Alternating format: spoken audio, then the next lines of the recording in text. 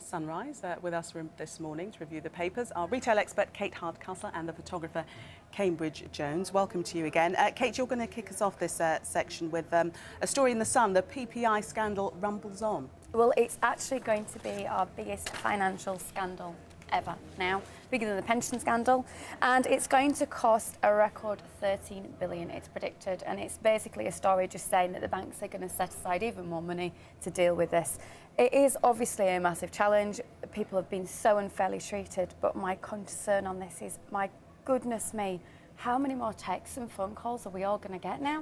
Because I just can't stand it anymore. And emails. And maybe if this is going to prolong for the next few years, we can do some kind of review of how it's handled and form some kind of procedure to make sure that this kind of, I don't know, engineered, you know, texting, contacting you to try and do this work for you disappears, because I don't know, everyone else is talking about it. It just happens constantly. You're bombarded. But the reason it's still going on because there's still quite a number of people who haven't claimed, who might be entitled. They haven't even thought about claiming, and I think there is a little bit of stigma attached to it as well, because it's kind of seen perhaps as something that doesn't feel to be the right thing to do. It feels a bit salesy, and I think, you know, if you are entitled to your money, then you should go and get your money, but perhaps the systems in place need to feel a bit more comfortable. I mean, are the banks challenging any of the claims? No. No. No, it would appear now the challengers have finished. They are accepting this is to be done. The money is being put aside, and people know it's going to be going on for a long time. So now up to people to go ahead and make those claims. Yeah, put those claims in if you are entitled.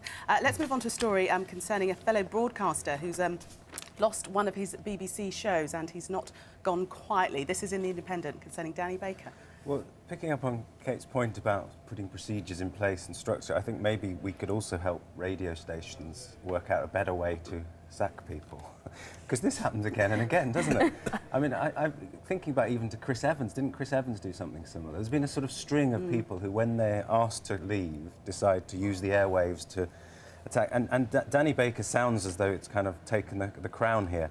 I missed this. I don't know if anyone else heard it. For 2 hours, he just ranted against the BBC, calling them pinhead weasels and saying that these number crunchers, he hoped they choked on the beads of their abacuses upstairs, and people that had never met him were not listening to him, not listening to the audience. And at one point he even says, nice way to treat a bloke who had cancer. Oh. I mean, he really went for it for 2 hours. It must have been quite... But surprisingly he didn't cut the show and, you can't play a disc someone or something. banging on the window, can you say, no, that's it now? But isn't that's their sort of problem, isn't it? How and when do you tell one of these guys? Because you presumably have to give because they gave him 2 weeks' notice, I think, and said, could you not say anything? But I think his beef was as well that he was, from what I've read, he was the last to know. Yes. So that's what really upset him. But as Kate and I were discussing earlier, that he's still having sort of lambasted the BBC for 2 hours. He is a BBC employee on radio. He actually has another show on 5 Live. So I wonder how long that's going to last. Biting the hand that feeds, that's the phrase that comes to mind. And also they're saying that the timing could hardly have been worse. A week before Baker is to be inducted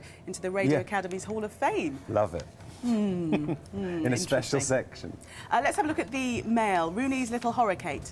Yes, this is, I mean, all the papers feature this morning, but this is, I just thought, a bit of, you know, fun, a few pictures, spot some of the best Halloweens. Did you dress up? Did you go for it? No, don't celebrate Halloween. No, it's not really my thing, but these are some celebs. Can you recognise anyone there?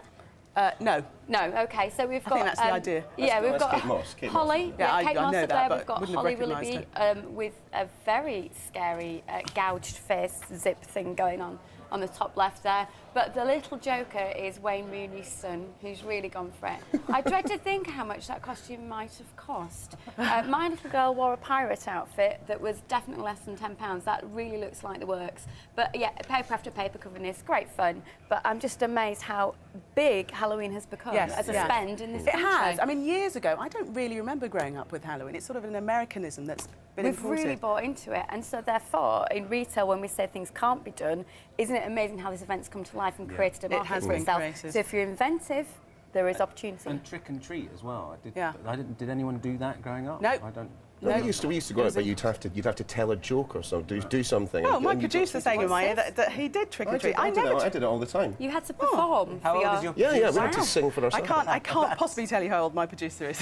He says he used to trick and treat, and we believe him. Kate and Cambridge. British media. For the moment, thank you very much. Let's